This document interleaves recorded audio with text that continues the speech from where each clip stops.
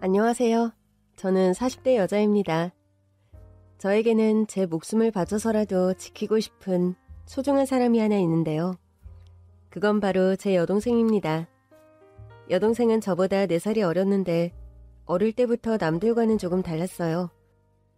IQ가 보통 사람들보다 살짝 낮은 경계선 지능을 갖고 있었거든요.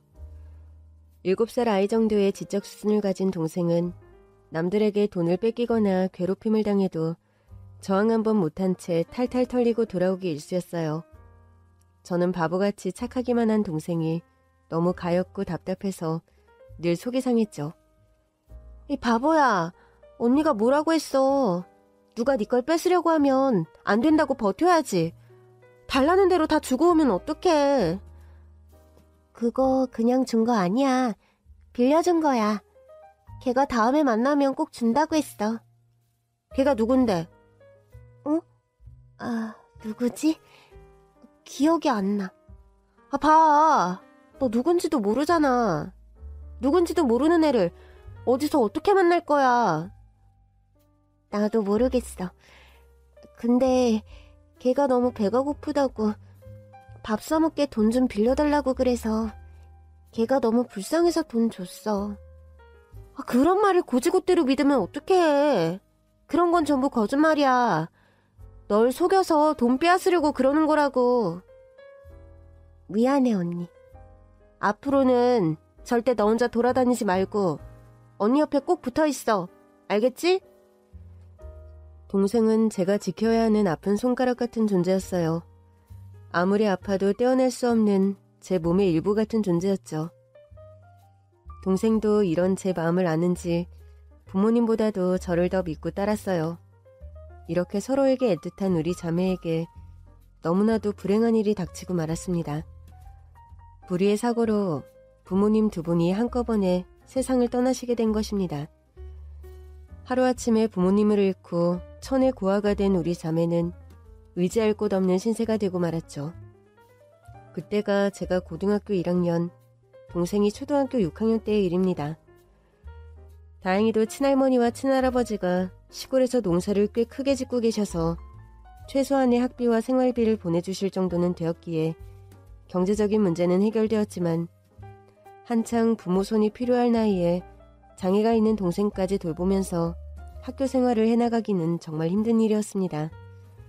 그래도 저는 이를 악물고 열심히 공부했습니다. 사실 저는 부모님이 살아계실 때부터 공부를 꽤 잘했어요. 엄마 아빠는 제가 검사가 되기를 바라셨죠. 저 역시 법의 수호자인 정의의 검사가 되어 제 동생처럼 힘없고 약한 사람들을 이용하고 등쳐먹는 나쁜 사람들을 혼내주고 싶다는 꿈이 있었어요. 그래서 저는 서울에 있는 명문 법대에 무사히 입학했고 공부를 하고 아르바이트를 하는 바쁜 와중에도 어린 동생을 챙기며 열심히 생활을 이어나갔습니다.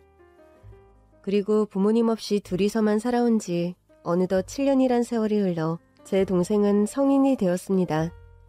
부모님 없이 언니 손에서 아픈 곳 없이 잘 자라준 동생이 그저 고마웠죠. 고등학교를 무사히 마친 동생은 복지관을 다니며 직업훈련 교육을 받고 있었는데요. 어느 날 복지관에서 돌아와 저에게 청천벽력 같은 소리를 하는 겁니다. 언니는 사랑이 뭔지 알아? 뭐? 사랑? 뜬금없이 웬 사랑 타령이야? 나 사랑이 뭔지 궁금해. 알고 싶어. 아이고, 네가 사랑은 알아서 뭐하게. 언니, 나 사실 사랑에 빠진 것 같아. 뭐라고? 사랑에 빠져? 누구랑? 어떤 남자가 나보고 너무 예쁘다고 날 사랑한대. 언니, 나 너무 행복해. 그 남자만 보면 가슴이 두근거리고 심장이 막 떨려. 이런 기분이 사랑일까? 저는 덜컥 겁부터 났습니다. 바보같이 순진한 제 동생이 또 누군가의 꿰매 속아 넘어간 게 아닌가 해서요.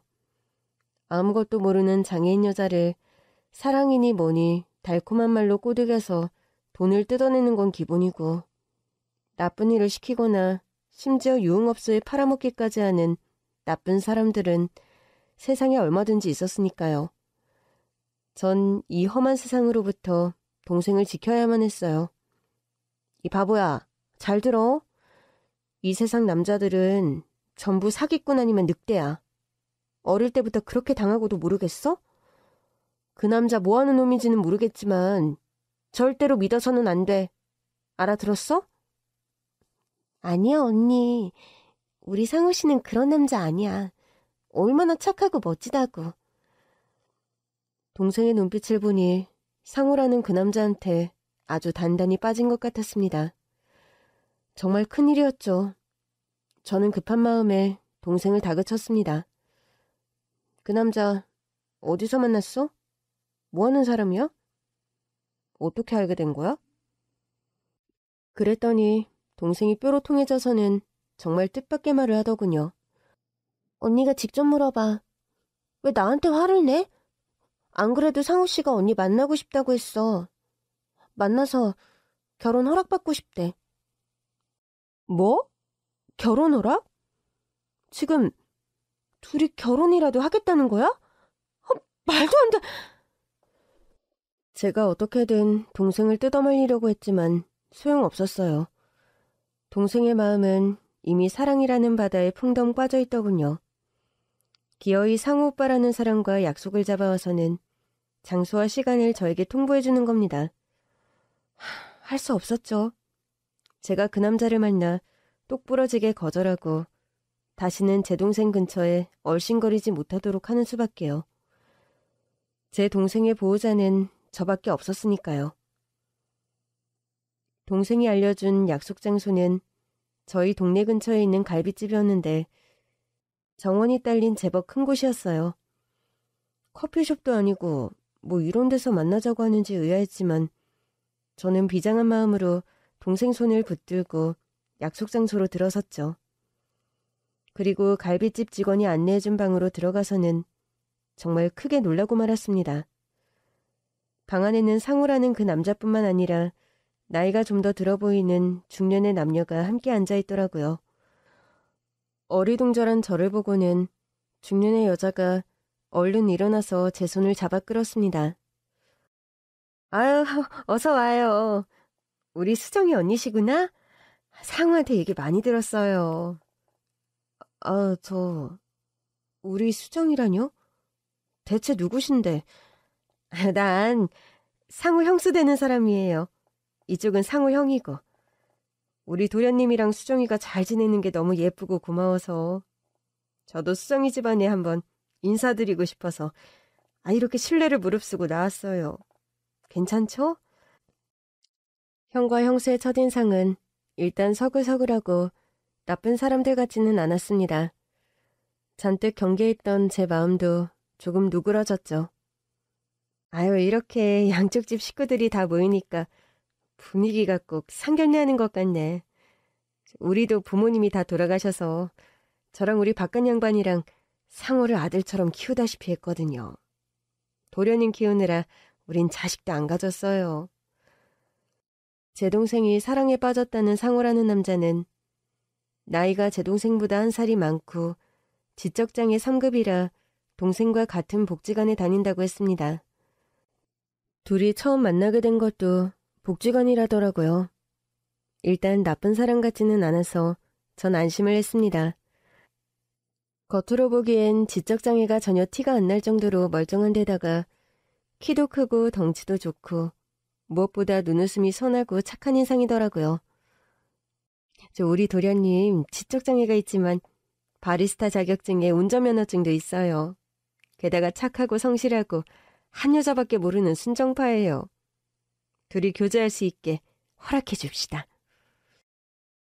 그렇지만 아무래도 좀 걱정이 되어서요. 저한테는 하나밖에 없는 너무 소중한 동생이고 아직 남자를 만나기엔 어린아이인 것 같아서요. 저도 우리 도련님 키우면서 숱하게 고생을 해봐서요. 수정이 언니분 마음은 제가 누구보다 잘 알죠. 젊은 아가씨가 부모도 없이 장애까지 있는 동생을 혼자 키우느라 얼마나 힘들었겠어? 그래도 이렇게 성인이 될 때까지 잘 키워놨으니 이제는 동생이 여자로서 행복을 찾을 수 있게 도와줘야죠. 품에만 끼고 있는다고 그게 사랑인가요? 놓아주는 것도 사랑이에요. 우리는 수정이를 하늘이 맺어준 인연이라고 생각해요. 둘이서 알콩달콩 잘 살 수 있도록 우리가 최대한 지원을 해줄 거예요. 에? 그게 무슨 말씀이세요? 지금 정말로 둘이 결혼이라도 시키겠다는 말씀이세요? 그럼요. 천생연분을 만났는데 시간 끌어 뭐예요. 얼른 결혼시켜야지. 수정이 언니만 허락하면 결혼 준비는 우리 집에서 다 할 거예요. 그래도 어떻게 그렇게 결혼을 시켜요? 제 동생은 아직 결혼할 준비가 안 됐어요. 맞아요. 둘이서만 살라고 신혼살림 내주는 건 나도 불안해요. 우리 애들 몸만 컸지. 사실 둘 다 애기들이잖아요. 그래서 제가 자식처럼 동생처럼 끼고 보살피면서 데리고 살려고요. 그리고 둘 다 바리스타일도 배웠으니까 앞으로 조그만 카페를 하나 차려줘도 되고, 아니면 여기 갈비집에서 일 배운다 생각하고 일해도 되고. 네? 여기서요? 네, 여기 갈비집. 사실 제가 운영하는 식당이거든요. 수정이는 나한테 맡기고 언니도 언니 인생 찾아야죠. 동생 때문에 지금 아무것도 못하고 있죠? 사실 저는 법대를 졸업하고 사법고시를 준비 중이었는데 1차 시험에서 2방이나 낙방하면서 의기소침해진 상태였어요. 복지관에서 얘기 들어보니까 사법고시인가 뭔가 어려운 시험 준비한다며? 동생 데리고 공부하는 게 어디 쉽겠어요. 그러지 말고 말 나온 김에 상호랑 수정이 결혼시켜버립시다. 그게 서로서로 다 좋은 일인 것 같은데. 상호랑 수정이는 사랑 찾아서 좋고, 수정이 언니는 자기 인생 찾아서 좋고, 나는 딸 같고 동생 같은 동서 생겨서 좋고. 얼떨결에 상견례 아닌 상견례를 마치고 동생을 데리고 나오는 제 마음은 정말 착잡했습니다. 뭐가 정말 동생을 위하는 길인지 깊이 생각을 해보게 되더라고요. 막말로 앞날이 불투명한 고시생인 제가 동생을 위해서 뭘 해줄 수 있겠어요? 그런데 남자 쪽에서 살 집이며 앞으로 밥벌이며 모든 걸 책임지겠다고 하니 마음이 흔들릴 수밖에 없었어요. 수정아, 너 정말 상우 씨랑 결혼할 거야? 응, 나 상우 씨랑 결혼해서 같이 살 거야. 그럼 언니랑은 헤어져야 되는데 그래도 괜찮겠어? 그럼 원래 결혼하면 남편 따라가서 남편이랑 사는 거야. 내가 언니랑 평생 살 수는 없잖아. 저는 깊은 고민 끝에 동생을 결혼시키기로 결심했습니다. 제 부대 사람도 좋아 보였고 집안도 경제력이 있어 동생이 풍족하고 안락한 삶을 살 수 있을 것 같았죠. 물론 제부의 형과 형수도 좋은 사람 같았고요. 무엇보다 본인이 그렇게 원하는데 말릴 도리가 없더라고요. 그렇게 해서 제 동생은 20살 어린 나이에 제 품을 떠나 결혼을 하게 되었습니다. 부모님 대신 혼주석에 앉은 저는 예쁜 웨딩드레스를 입고 세상에서 가장 행복한 여자가 된 동생의 모습을 보며 감격의 눈물을 흘렸죠. 어리기만 한 줄 알았던 제 동생이 언제 이렇게 커서 시집을 가나 싶어서요. 이게 아마 딸을 시집 보내는 엄마의 마음이겠죠? 동생의 손이 똥서도 같은 마음인지 제 손을 붙들고 저처럼 울더군요. 아유, 둘이 잘 어울리는 거 봐. 선남선녀가 따로 없네. 고마워요, 사돈처녀. 하나뿐인 동생을 이렇게 곱게 키워서 우리 집에 보내줘서요. 사돈처녀, 이제 수정이는 아무 걱정하지 말아요. 내가 정말 친동생처럼 잘 보살필게요. 우리 어머니 아버지가 계셨으면 수정이 정말 예뻐하셨을 텐데. 내가 시부모님 옷까지 대신해서 우리 수정이 많이 아껴줄게요. 감사합니다. 이런 말씀 드리기는 송구스럽지만 우리 수정이 정말 아무것도 모르는 어린애 같은 동생이에요. 부디 어여삐 여기시고 잘 가르쳐주세요. 부탁드리겠습니다. 걱정하지 말라니까. 이제 동생 걱정은 내려놓고 사돈 처녀도 자기 인생 살아요. 고시 준비만 하다가 늙어서 처녀 귀신이라도 되면 어쩌려고 그래? 결혼식을 마친 동생은 제부가 어렸을 때부터 살고 있다는 형네 집에 신혼차림을 차렸습니다. 시댁 식구들과 한 집에 사는 것이 불편하지는 않을까 걱정이 되었는데요. 동생이 보내온 집 사진을 보고는 걱정을 한시름 놓았어요. 동생이 살게 될 집은 정원이 딸린 2층짜리 단독주택이더라고요. 집 자랑을 한다고 동생이 저에게 전화를 걸어왔는데 동생의 목소리는 행복 그 자체더군요. 언니, 우리 집은 여기 2층 집이야. 1층은 형님이랑 아주버님이 쓰시고 2층은 오빠랑 내가 써. 여기 오빠랑 내 방도 있고 침대도 있고 TV도 있어. 우리 집 정말 좋지? 그래, 너무 좋다, 수정아. 행복하게 잘 살아야 돼? 뭐 힘든 건 없어? 응, 형님이랑 아주버님이 너무 예뻐해 주셔. 오빠도 잘해주고. 잘 지낸다니 다행이다. 그래도 만약에 힘들거나 언니 보고 싶으면 언제든지 돌아와도 돼. 알겠지? 응, 알겠어. 언니도 잘 있어. 그렇게 동생은 결혼해서 제품을 떠났고 저는 본격적으로 사법고시 준비를 했죠. 그리고 1년 만에 사시를 패스하고 드디어 꿈에 그리던 검사가 되었습니다. 그러나 동생에게 시험에 합격했다는 소식조차 제대로 전하지 못했어요. 제가 너무 바빠서 그런 탓도 있지만 제가 짬을 내서 전화를 해도 어찌된 일인지 동생과 잘 연락이 닿지 않더라고요. 그 대신 문자하는 법을 배웠는지 동생은 문자로 간간히 소식을 전해왔습니다. 잘 있다, 어디로 여행을 갔다, 뭘 먹었다. 대부분 그런 일상적인 내용들이었습니다. 동생이 행복하게 잘 지내는 것 같아서 저는 안심하고 제 일에 몰두할 수가 있었죠. 초임검사라 정말 퇴근할 시간도 없을 정도로 눈코 뜰 새 없이 바빴거든요. 그렇게 저는 사건에 파묻혀서 그리고 동생은 신혼재미에 푹 빠져서 저희 자매는 서로 얼굴을 보지 못한 채 3년이란 시간이 훌쩍 흘러버렸습니다. 그리고 3년 뒤 동생을 다시 만나게 된 건 장례식장에서였습니다.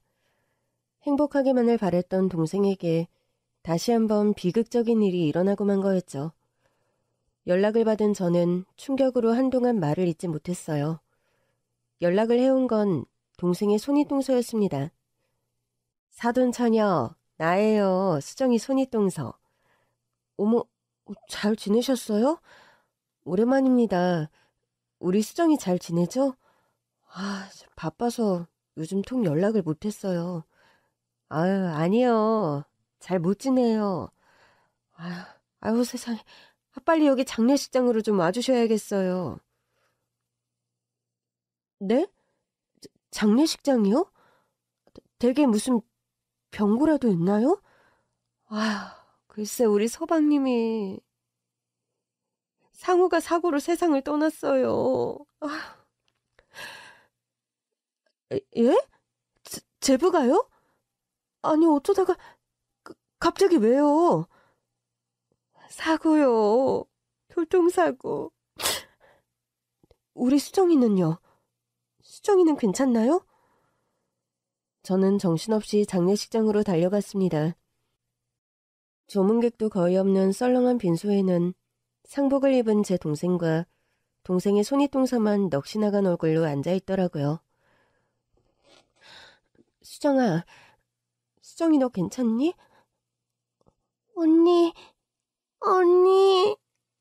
언니 많이 바빠서 못 온다더니 여기를 어떻게 왔어? 당연히 와야지. 무슨 소리야. 누가 그래. 언니 바쁘다고. 우리 형님이 언니는 바빠서. 동생이 뭔가 얘기하려는데 동생의 손윗동서가 얼른 말을 막고 나서는 겁니다. 사돈처녀 와주셔서 고마워요. 사람을 정말 한치 앞을 모른다고 하더니 보시다시피 이렇게 우리 서방님이 저 세상 사람이 됐지 뭐예요? 대체 어떻게 된 거예요? 우리 내외랑 서방님이랑 동서랑 다 같이 여행 갔다가 돌아오는 길에 차 사고가 났어요. 네 분이 한 차에 타고 있었다는 거예요? 운전을 누가 했는데요?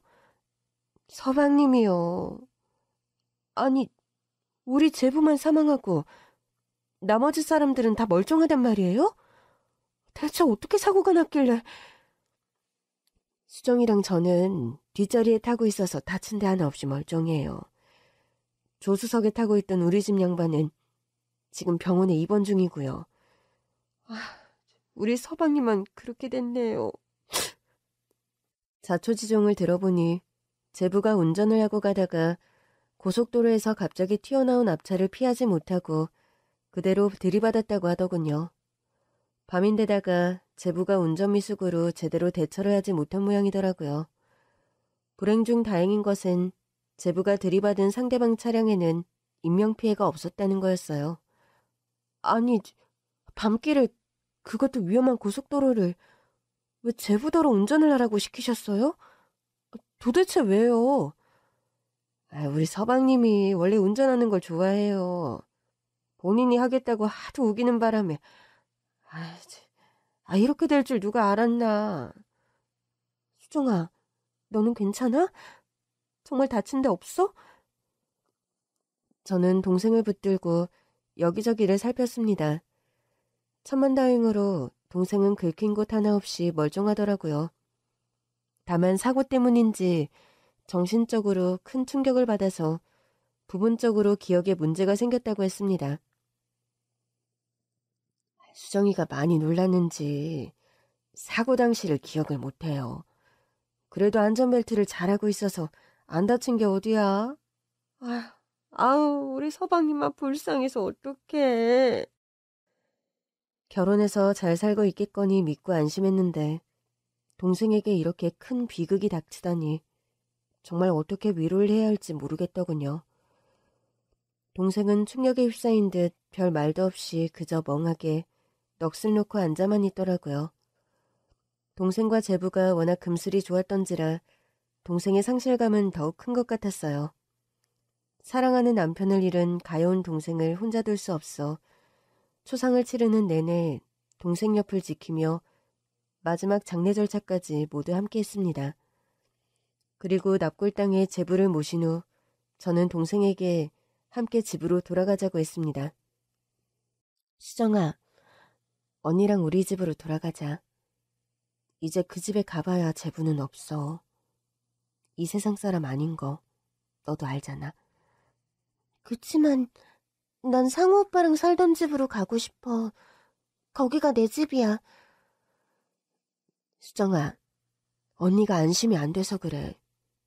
당분간만이라도 언니랑 같이 지내는 게 어때? 아니야. 나 우리 집에 가서 해야 할 일이 있어. 수정아, 정신 차려. 지금 이 상황에 무슨 할 일이 있다는 거니? 그러지 말고 언니랑 가자, 응? 싫어. 싫다고. 그러자 동생의 손이 동서가 얼른 나서서 동생을 거들더군요. 사돈처녀, 관둬요. 수정이도 결혼을 했으니 엄연한 출가 외인인데 남편 저 세상 떠나자마자 친정으로 데려가는 건 좀 아니죠. 그러면 우리 상우 서방님이 하늘에서 얼마나 슬퍼하겠어요. 그래도 걱정이 돼서 당분간만 제가 데리고 있다가 몸 좀 추스르게 하고 바로 보내면 안 될까요? 그래도 그건 경우가 아니지. 수정이는 이제 곧 죽어도 우리 집 귀신이니까 내가 책임지고 데려갈게요. 사돈 처녀는 빠져요. 나 괜찮아, 언니. 상우 오빠랑 같이 살던 우리 집으로 돌아갈래. 가서 오빠 물건도 정리하고 또 해야 될 일도 있어. 동생은 그렇게 같이 가자는 저의 손길을 뿌리치고 동서와 함께 자신이 살던 집으로 돌아갔습니다. 저를 뒤로하고 돌아가는 동생을 보며 조금은 서운하기도 했지만 한편으로는 대견하다는 생각도 들더군요. 비록 젊은 나이에 남편을 잃고 과부가 되고 말았지만 한 남자의 아내로서 끝까지 도리를 지키려고 하는 동생의 깊은 사랑이 느껴져서 더는 말리진 못하고 동생의 뜻대로 하게 할 수밖에 없었죠. 그렇게 제부의 장례식이 끝나고 한 달쯤 지났을 무렵 동생이 너무 걱정됐던 저는 무작정 동생의 집을 찾아가 보기로 했습니다. 동생이 전화를 해도 통 받지를 않고 문자에 답장도 없었거든요. 너무 슬퍼서 우울증이라도 온 건 아닌지 걱정이 되더라고요.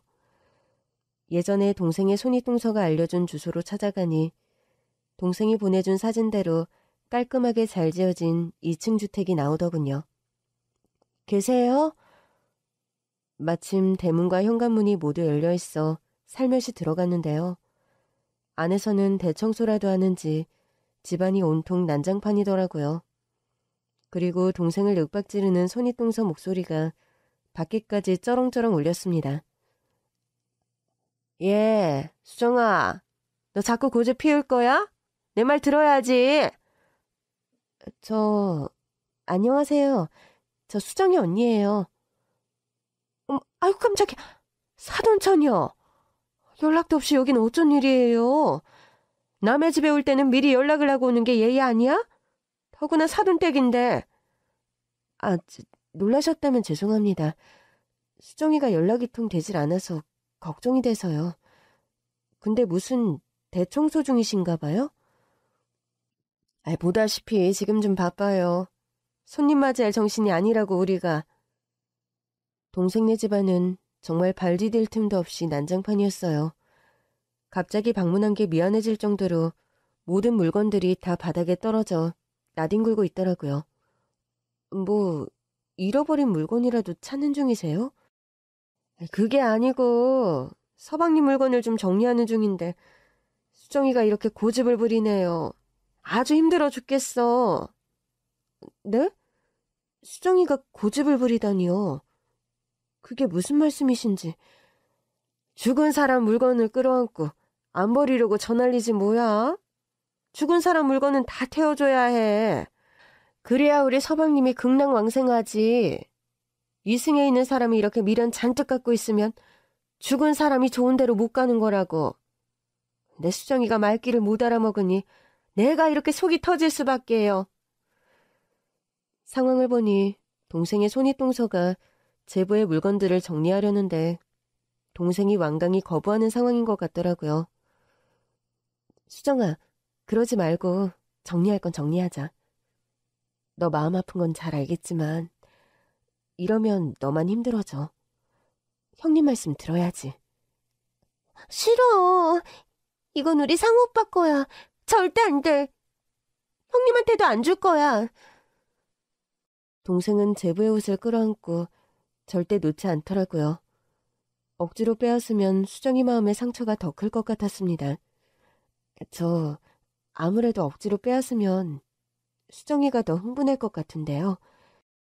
수정이도 슬픔을 추스를 시간이 좀 필요할 테니까 사돈께서 조금만 더 기다려주시면 안 될까요?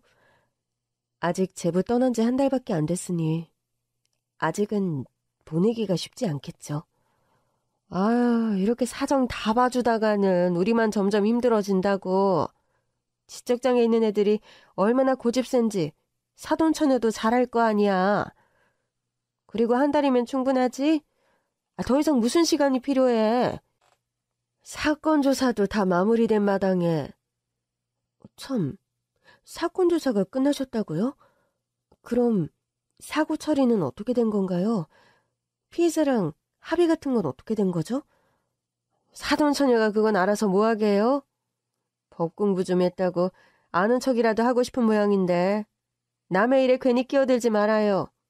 되지도 않은 공부를 몇 년째 하고 있는 거야? 아휴, 언니나 동생이나.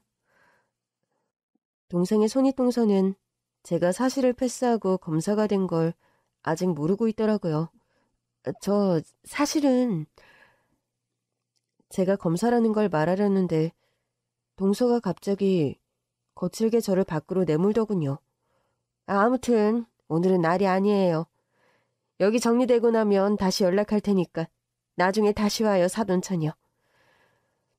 얼떨결에 대문 밖까지 밀려난 저는 집안에 가방을 놓고 왔다는 사실을 깨달았습니다. 억지로 떠밀려 나오면서 가방을 통째로 놓고 나와버린 거죠. 하는 수 없이 집 안으로 다시 들어가는데요. 눈앞에 믿을 수 없는 광경이 펼쳐지고 있더군요. 글쎄 그 동서라는 여자가 제 동생의 뺨을 있는 힘껏 내리치고 있지 뭡니까? 인연이? 언니 있다고 대들어? 아니에요, 형님. 잘못했어요.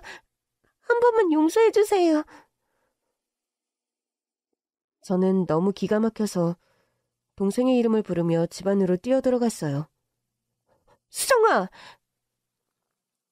저를 본 동생의 동서는 깜짝 놀라며 주춤하더군요. 뭐야, 아직 안 갔어? 그런데 제 뒤로 어떤 여자 하나가 따라 들어오는 겁니다. 계십니까? 여기가 한상우 씨 댁 맞죠? 그 여자를 본 동생의 손윗동서는 저를 봤을 때보다 몇 배는 더 소스라치게 놀라더군요. 여긴 또 왜 찾아왔어요? 이제 조사는 다 끝난 거 아니에요? 몇 가지 더 물어볼 게 좀 있어서요.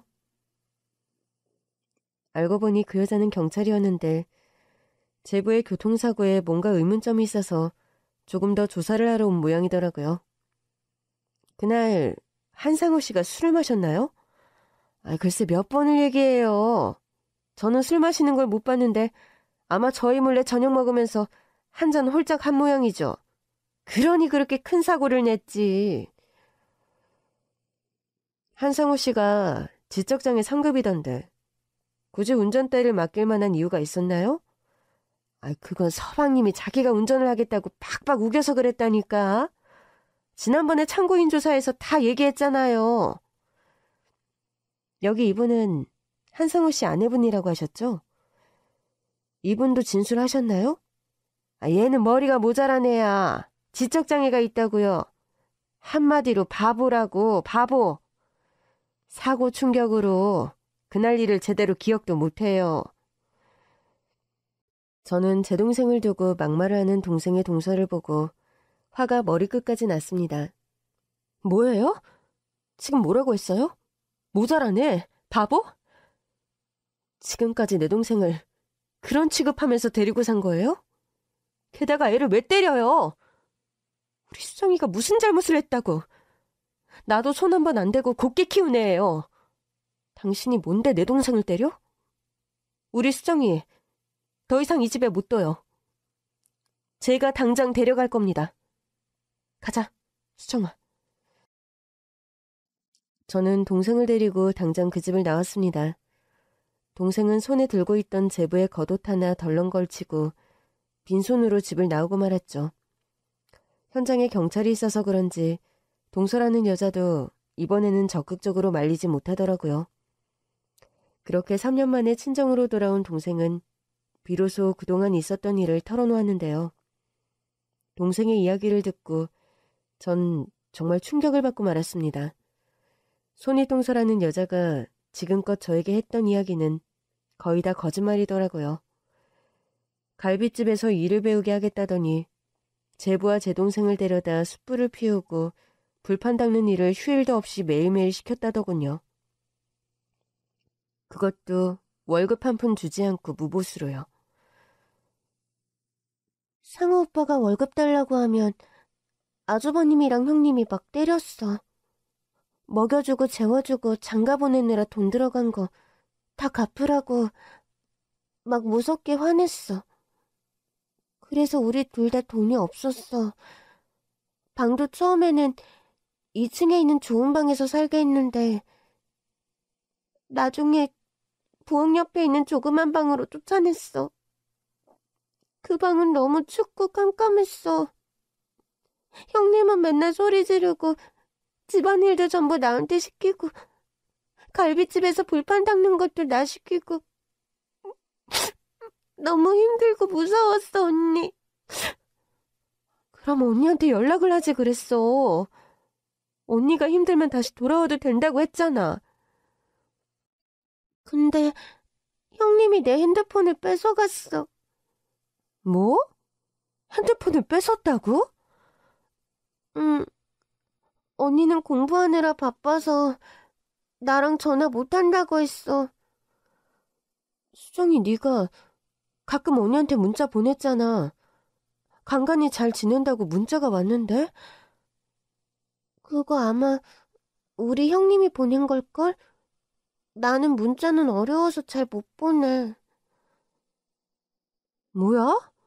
핸드폰도 뺐고 대신 너인 척 날 속이기까지 했다고?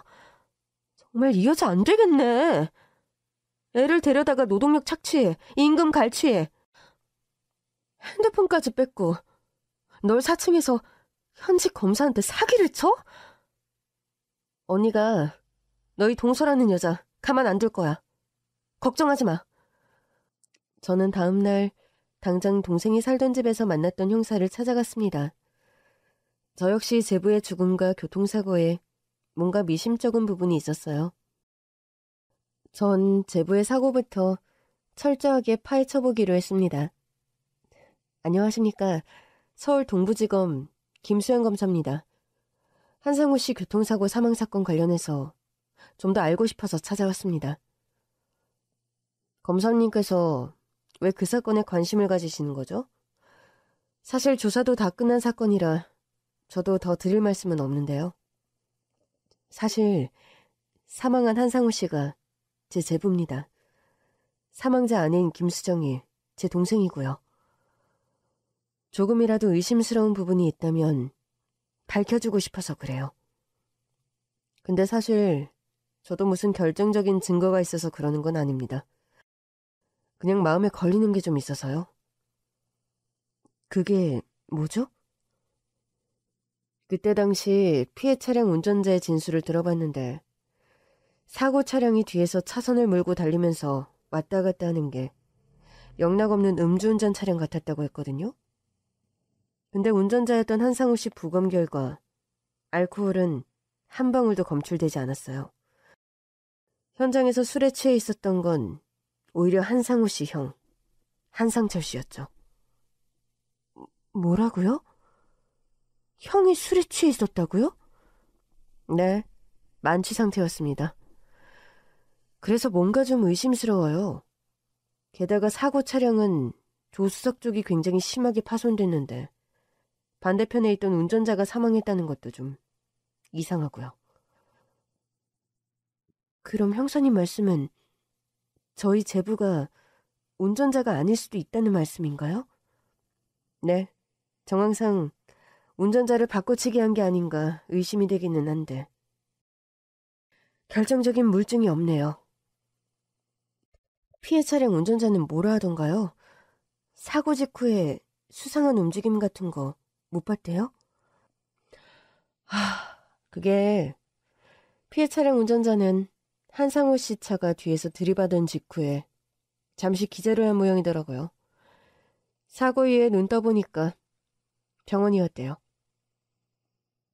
사고 난 이후 상황을 못 봤다? 네, 뭔가 많이 구리죠? 확실히 구리네요. 그러니까 담당 형사의 추리를 정리해보자면 제부의 형이 음주 상태에서 운전하다 사고를 냈는데 사망한 제부와 자리를 바꾸고 마치 제부가 운전하다 사고를 낸 것처럼 사건을 은폐하고 조작했다는 겁니다. 그런데 결정적인 증거도 목격자도 찾지 못해서 사건이 이대로 끝날 위기라는 거였죠. 이때는 CCTV나 블랙박스도 요즘처럼 많지 않던 시절이어서 형사님들도 증거를 찾는 데 총력을 기울였지만 이렇다 할 성과를 내지 못한 모양이었어요. 저는 지푸라기라도 잡는 심정으로 그날 사고 차량에 함께 타고 있던 동생에게 다시 한번 사건이 나던 날에 대해서 물어봤습니다.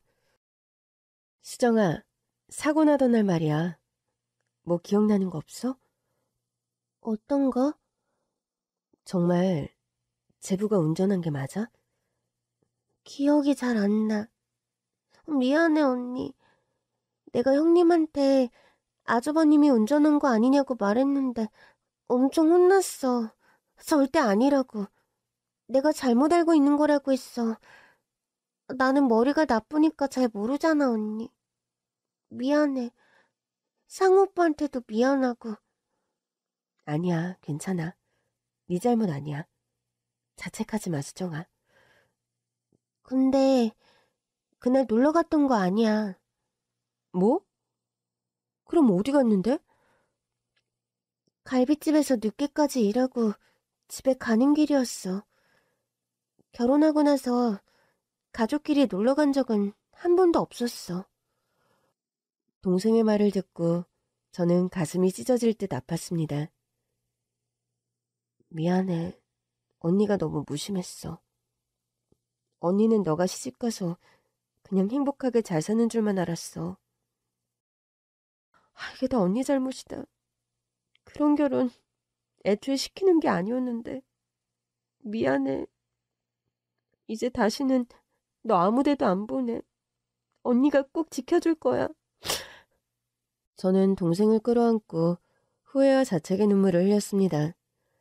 그렇게 나쁜 여자의 가머니설에 속아서 어린 동생을 그런 집에 시집보내 고생을 시키고 과부를 만들었다니.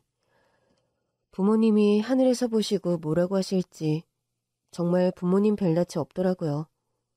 그런데 제가 미안함에 눈물을 흘리던 그때 동생이 정말 뜻밖의 말을 꺼내는 겁니다. 근데 언니, 그날 내가 형님 몰래 사진을 찍었어. 뭐? 뭐라고? 상우 오빠 카메라로 내가 그날 밤 차 안에서 사진을 찍었다고. 정말이야? 응. 나중에 언니 보여주려고 사진을 찍어놨거든. 동생은 얼른 일어나서 동선의 집에서 나올 때 걸치고 나온 제부의 옷을 가져오더군요.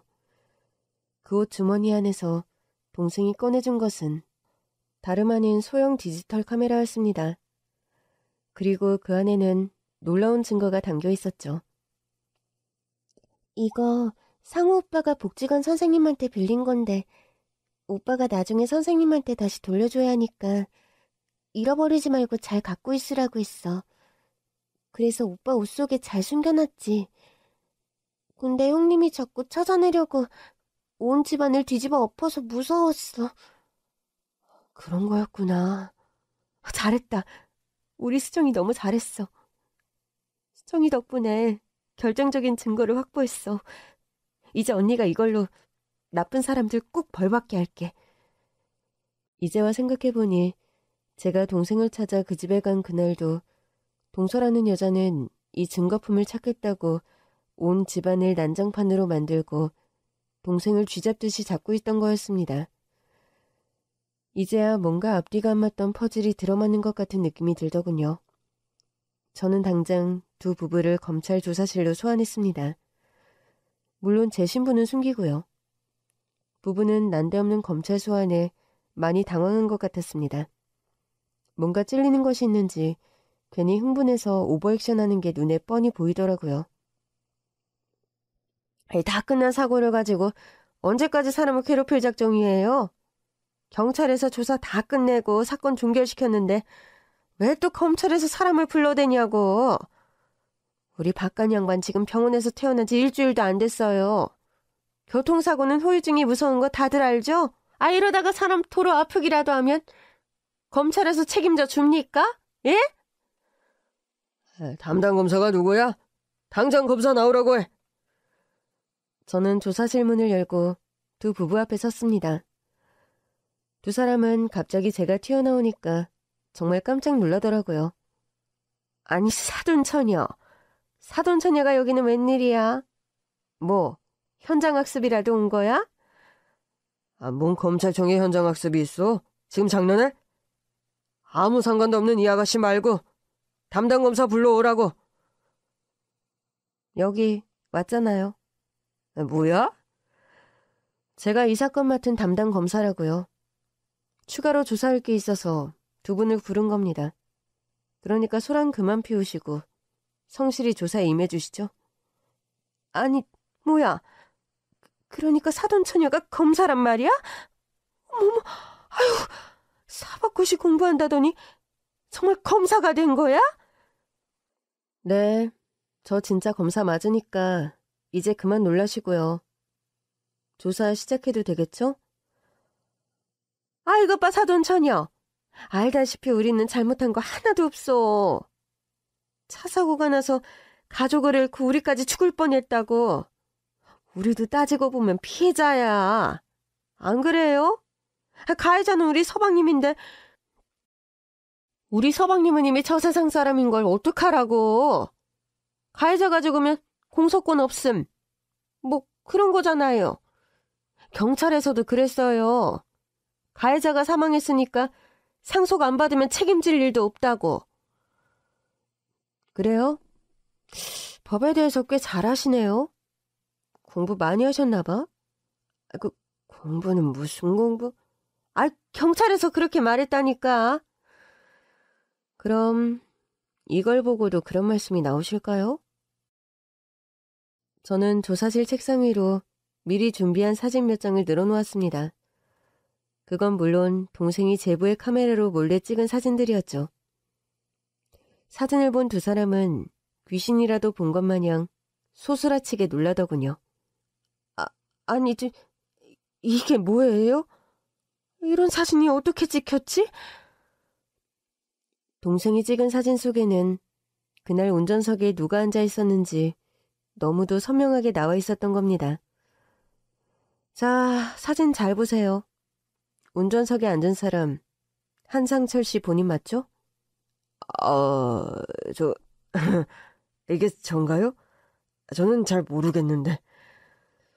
여기 백미러에 본인 얼굴 선명하게 찍혔는데 모른다고요? 이거 당신 맞잖아. 조수석에 앉은 건 우리 제부 한상호고 당신이 그날 음주운전으로 사고 낸 다음에 동생 사망한 거 보고 운전자를 바꿔치기 한 거 아니야? 그날 병원 기록 보면 한상철 씨 혈중 알코올 농도가 면허 취소를 훨씬 뛰어넘는 수준이에요. 사고 당시 한상철 씨가 만취 상태였다는 119 구조대원의 증언도 있고요. 당신 지금 음주운전으로 사망사고 낸 거야. 그래놓고 죽은 동생한테 죄를 덮어 씌우기까지 한 거라고. 모든 죄가 백일하에 드러났는데도 동서의 손이동서는 물러설 줄을 모르더군요. 증거 있어? 증거 있냐고! 사고가 난 후에 운전자를 바꾼 게 아니라 운전자를 바꾸고 나서 사고가 난 거라고.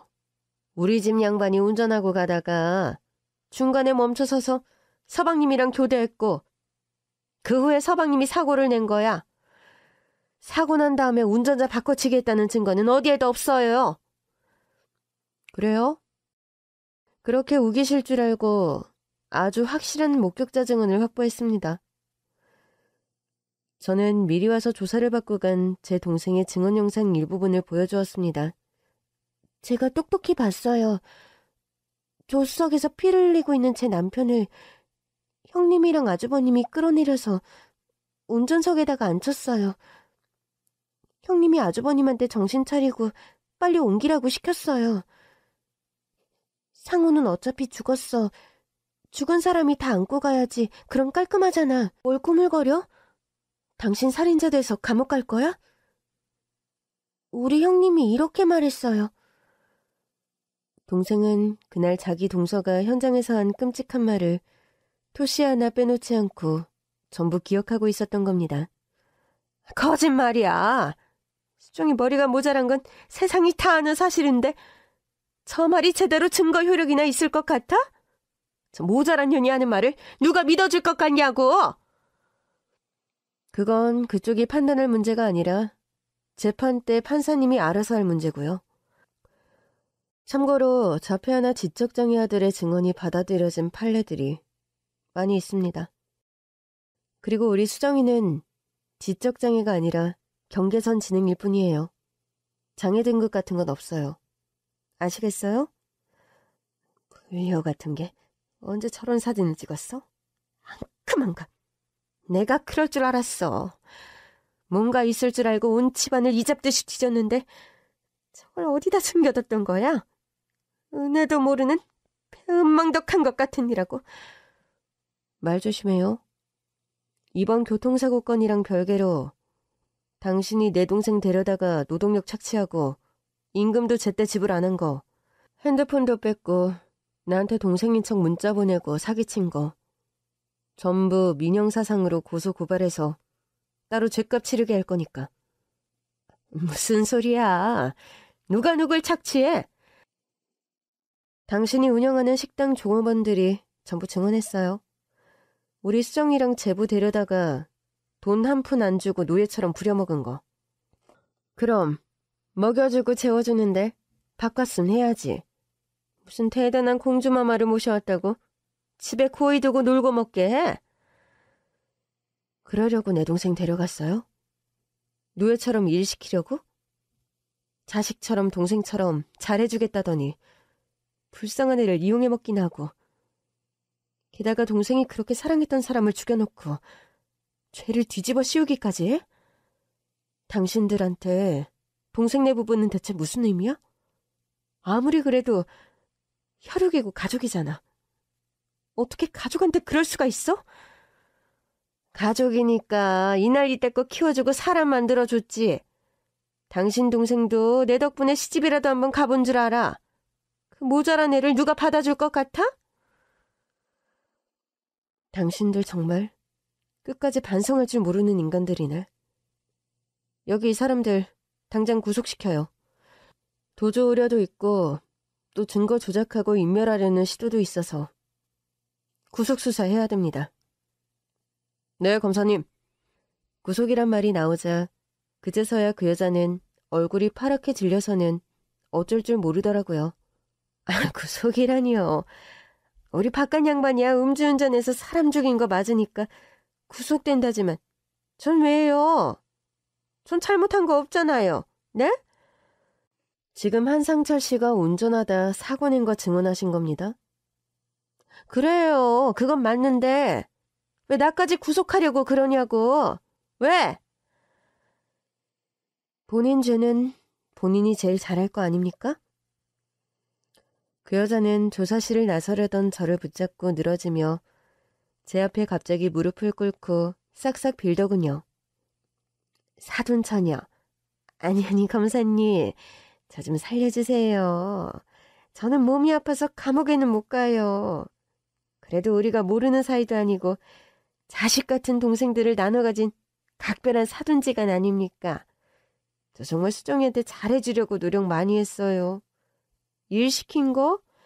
아이 그거는 내가 살림을 너무 못하니까 일 좀 가르치려고 그런 거지. 내가 애 괴롭히려고 구박하려고 그런 건 아니라고요. 수정이한테 물어봐요. 내가 얼마나 잘해줬는지. 네? 검사님, 제발 한 번만 살려주세요. 응? 제발요. 응? 더 하실 얘기 있으시면 법정에서 하시죠. 거기서 시시비비가 다 가려지겠죠? 잘못한 거 없으니까 걱정 없으시겠네요. 그렇게 구속된 두 부부는 엄중한 법의 심판을 받고 지금 감옥에서 죗값을 치르는 중입니다. 제 동생의 증언이 법정에서 결정적인 역할을 했죠. 수정이는 자기의 증언 덕분에 남편이 누명을 벗을 수 있었다며 정말 기뻐했습니다. 그렇게 사건이 마무리된 후 수정이는 제2의 인생을 준비하고 있어요. 저는 수정이가 집 근처에 작은 카페를 열 수 있게 도와주었어요. 카페를 여는 건 수정이의 오랜 꿈이었어요.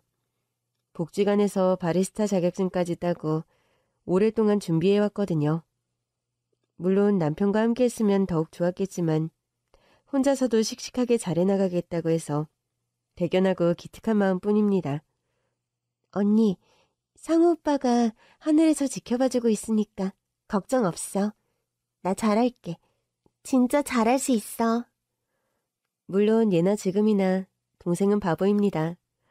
바보 중에서도 아주 착한 바보죠. 동네의 어려운 노인들에게 공짜로 커피를 막 드리거든요. 리어카를 끌고 가는 청소부 아저씨나 택배기사님께도 가끔 시원한 음료수를 한 잔씩 공짜로 막 드립니다. 제가 속이 답답할 때가 한두 번이 아니에요. 야, 이 바보야. 그렇게 다 퍼주면 뭐가 남니? 넌 뭐 땅 파서 장사하냐? 그래도 어떻게 해. 힘들어 보이는 사람들한테 커피 한 잔씩 선물해주고 싶은데. 그런 동생을 보며 전 깨달았어요. 동생의 카페가 늘 적자인 이유는 동생이 경계선 지능을 가져서가 아니라 그저 동생의 착한 천성 때문이라는 걸 말이죠. 동생의 착한 마음이 때묻지 않도록 언제까지나 동생 옆에서 제가 든든하게 지켜줄 겁니다. 힘든 일을 겪고 한층 더 단단해진 저희 자매 많이 응원해주세요. 감사합니다.